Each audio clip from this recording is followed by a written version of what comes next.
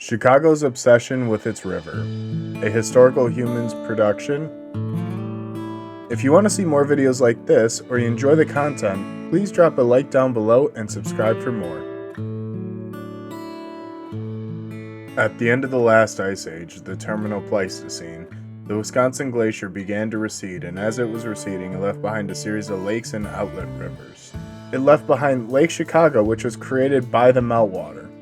This meltwater left a series of lakes and small pieces of land that allowed for the portage of canoes and other water vessels between Lake Chicago, which eventually became Lake Michigan, and the Des Plaines River, which eventually drains into the Illinois River.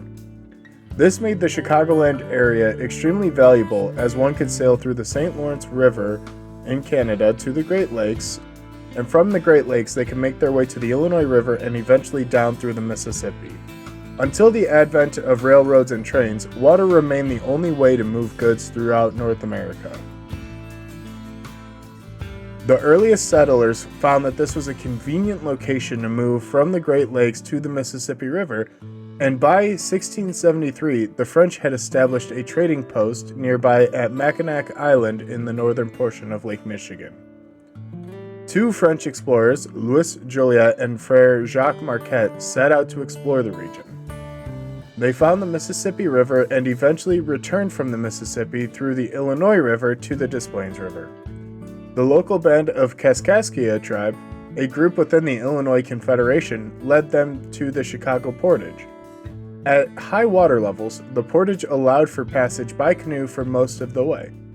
If the water was low, it became more difficult as it was a muddy quagmire. By 1848, the opening of the Illinois and Michigan Canal allowed for connected water transportation from the mouth of the St. Lawrence through Chicago to the Mississippi River. This caused the population of the city to triple within the next 6 years.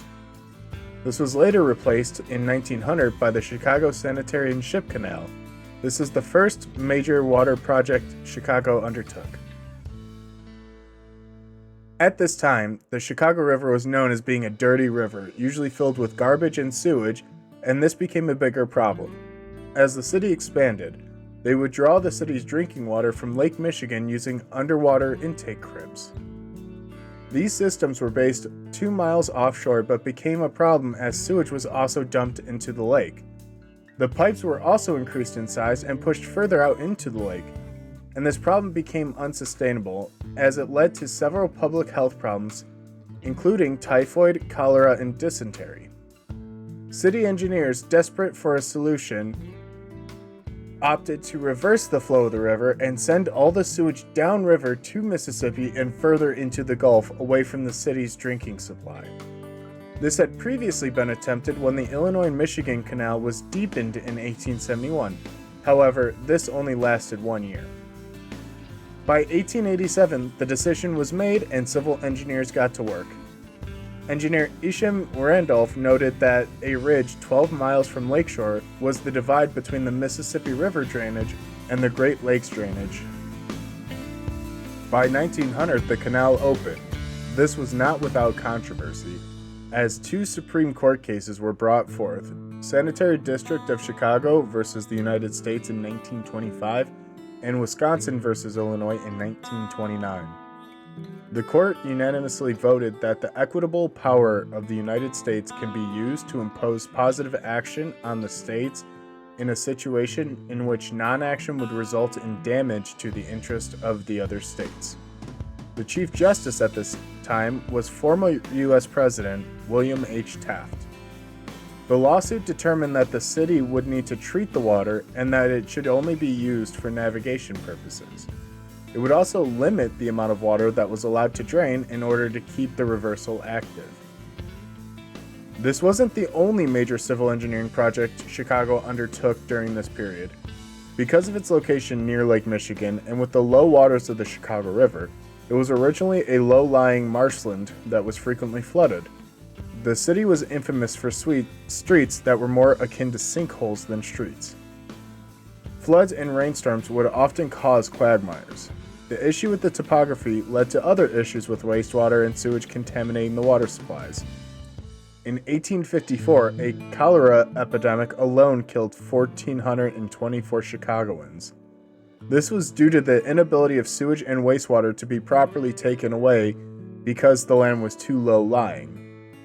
It was then decided to lay sewers on top of the existing street level, cover them with fill, and put new streets on top of these embankments. By 1855, a series of city ordinances raised the city grade by about 10 feet along the river. A series of 5- and 6-story buildings were being raised by 1859. They utilized jack screws, and owners of the buildings had them raised. Evidence of this project can be seen along the Chicago River, where the new Riverwalk development is based at the previous ground level, while the rest of the street is 14 feet above. Even more evidence is shown under Wacker Drive. Infamously known as Lower Wacker, this original street level is now the underbelly of Chicago, allowing traffic to move seamlessly under the city, while also providing an area for trucks, cargo bays, and homeless encampments. While Chicago relies heavily on its river, it has also done significant modifications to it in order to successfully sustain its population. Which civil engineering projects amaze you the most? For me, reversing a river and lifting a city feel like an extremely ambitious project, but when the motivation and money are present, anything is possible. Thank you for watching. If you like what you saw, please drop a like down below and subscribe for more content like this. And be sure to follow us on all of our social medias listed below. Thank you again for watching, and I'll see you guys next time.